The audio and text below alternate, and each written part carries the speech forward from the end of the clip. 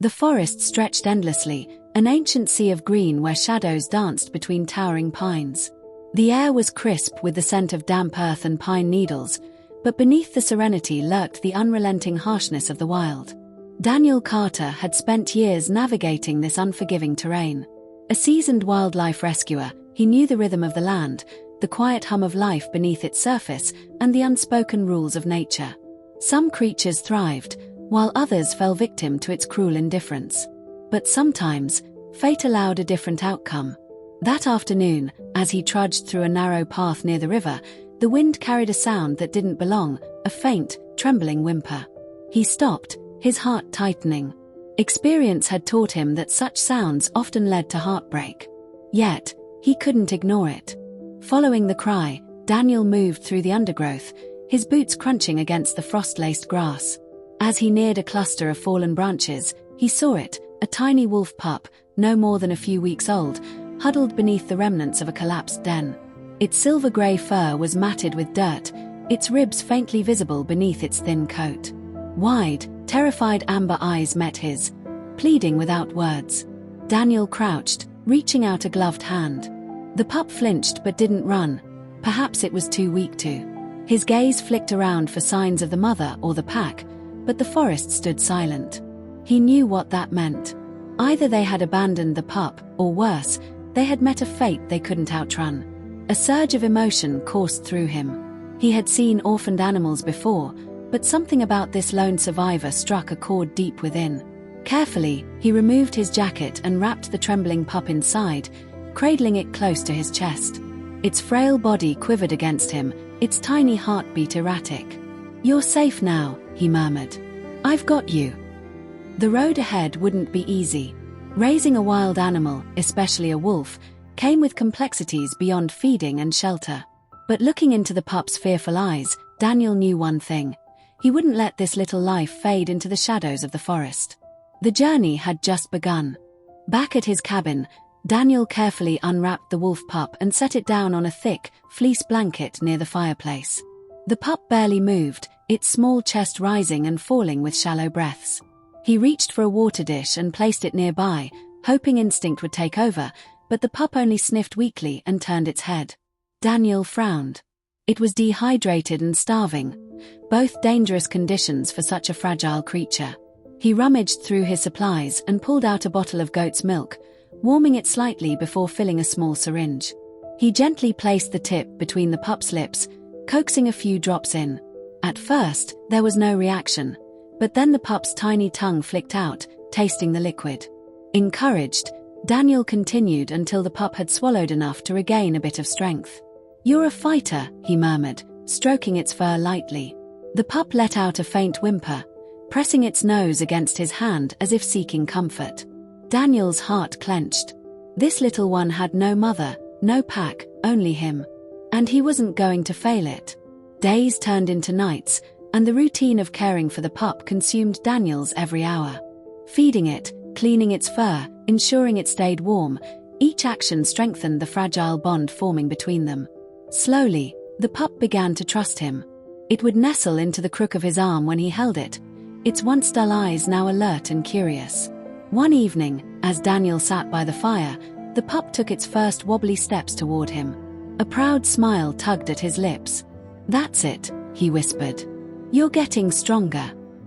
But even as the pup grew, Daniel knew a difficult choice loomed ahead. Wolves were not meant to live in human homes. Someday, he would have to decide whether to release it back into the wild. For now, though, they had each other. And for the first time in years, Daniel felt like he wasn't alone either. Weeks passed, and the once frail pup, now named Echo, began to flourish. His coat had grown thicker, his limbs stronger. No longer the weak, helpless creature Daniel had rescued, Echo had become a bundle of energy, bounding clumsily around the cabin, his paws too large for his small frame. Daniel chuckled as he watched Echo attempt to pounce on a fallen leaf near the door, missing it by inches and tumbling forward. "You'll get there," he said, amused. He had never raised a wolf before, but he had read enough about their development to know the pup was hitting important milestones. Their bond had deepened. Echo followed Daniel everywhere, his amber eyes filled with admiration. When Daniel worked outside, chopping wood or repairing the fence, the pup would sit nearby, watching with curiosity. At night, Echo curled up beside the fireplace, his presence a quiet comfort in the solitude of the cabin. Yet, even as Echo thrived in his new home, instincts were beginning to surface. One afternoon, while out on a walk, Daniel noticed Echo stop abruptly, his ears perked, nose lifted to the wind. A moment later, he let out a soft, unfamiliar sound, a low whine mixed with something primal. Daniel knelt beside him, resting a hand on his back. "What is it, boy?" he asked. But he already knew. Echo was sensing something beyond the human world, something wild calling to him. That night, as they sat by the fire, Daniel ran a hand through Echo's thickening fur. "I don't know how much longer I can keep you," he admitted softly. "You're not meant for this life." Echo, as if sensing the heaviness in Daniel's voice, nudged his hand with his wet nose and let out a soft whimper. It was in that moment Daniel realized something. Letting go wouldn't be easy. Not for either of them. As the flames flickered in the hearth, Daniel knew the inevitable was drawing closer. The question wasn't whether Echo could survive in the wild. It was whether either of them could survive without each other. For now, though, they had time. And Daniel would cherish every moment of it. The first snowfall of the season dusted the forest in white, covering the landscape in a soft, crystalline hush. Echo, now nearly the size of a full-grown dog, bounded through the fresh snow with unrestrained joy, his silver-grey coat blending against the winter backdrop. His paws sank into the cold fluff, and he let out a playful bark, his amber eyes gleaming with excitement. Daniel watched from the porch, a steaming mug of coffee in his hands. Echo had grown strong, his once frail body now lean and muscular. The wolf pup he had nursed back to life was no longer a helpless creature. He was wild at heart, and Daniel knew it. One morning, as they ventured deeper into the forest, Echo suddenly halted. His ears perked, his nose twitching in the crisp air. Then, from the distance, it came, a haunting, melodic howl. It echoed through the trees, reverberating in Daniel's chest like a call from something ancient, something instinctual. Echo's body stiffened. His own throat rumbled with something primal, something unlearned yet deeply familiar. He tipped his head back, his mouth parting slightly, as if caught between answering and resisting. Daniel swallowed hard. He had known this moment would come, but he hadn't expected it to be so soon. "That's your kind out there," he murmured, resting a hand on Echo's thick fur. "Do you hear them?" Echo turned his head, looking at Daniel with those intelligent, golden eyes. He let out a soft whimper, torn between the life he knew and the world calling to him. That night, Daniel sat beside the fire, Echo curled at his feet. But sleep did not come easy. Thoughts swirled in his mind. Was it fair to keep Echo here? Could he truly release him into the wild and trust that he would survive? The forest was unforgiving, and Echo had never known the dangers of hunting, rival predators, or the brutal tests of survival. The next day, Daniel made a decision. He would teach Echo to hunt. It started with small steps. Daniel led Echo to the river, where the ice hadn't fully set, and watched as the wolf attempted to snatch fish beneath the surface. Clumsy at first, Echo splashed more than he caught, but he learned quickly, his instincts sharpening. They tracked smaller animals, Daniel showing Echo how to move silently, how to use the wind to mask his presence. The lessons weren't easy, but Echo adapted, his wild nature growing stronger with each passing day. One afternoon, as they trekked through the forest, they came upon a set of tracks. Deer. Echo lowered his body instinctively, his muscles taut with anticipation. Daniel held his breath as he watched Echo stalk forward, his body moving with an effortless grace. The young wolf was learning. He was preparing for the life he was meant to lead. Yet, as much as Echo embraced his instincts, he always returned to Daniel's side, eyes filled with the same unwavering trust. A bond had been forged between them, one not easily broken. Then, one evening, as the moon cast a silvery glow over the landscape, the call came again.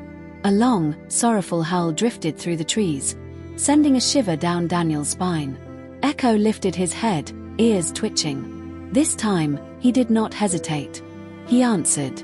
The sound was raw, unpracticed, but it was there, the song of his kind. Daniel felt his heart tighten. The moment he had feared was closer than ever. Echo was no longer the lost, helpless pup he had rescued. He was a wolf, and soon, he would have to choose. Daniel reached down, running a hand through Echo's thick fur. "When the time comes," he whispered, "I'll let you go." Echo leaned into him, his tail wagging slightly, unaware of the weight in Daniel's words. For now, they had tonight.